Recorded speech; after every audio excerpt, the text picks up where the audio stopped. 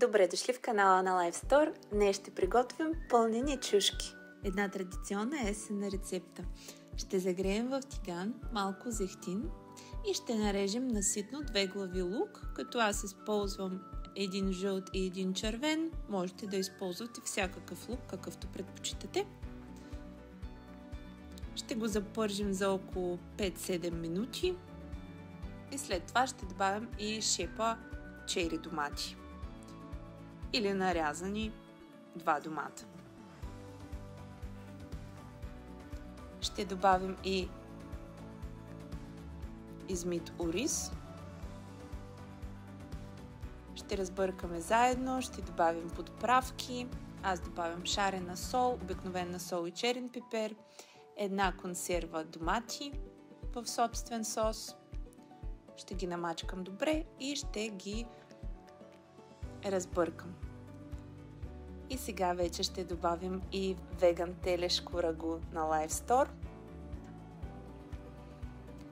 Ще ги разбъркаме заедно и ще добавим вода, така че да покрием ориза. Така ще сготвяме нашата смес за около 10 на 15 минути и след това ще добавим и 2 скелитки чесън, ситно нарязан, и ще ги задушим за още 5-7 минути заедно.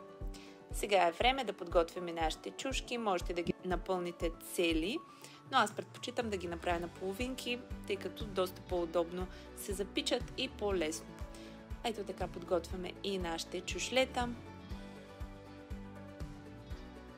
И започваме да ги запълваме. Междувременно ще загреем и фурната на 180 градуса.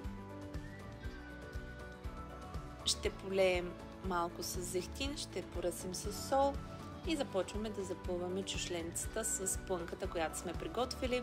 Оризът трябва да е алденте. Запълваме ги обилно с ориз. И ето така, почти сме готови. Остана само да ги запечем.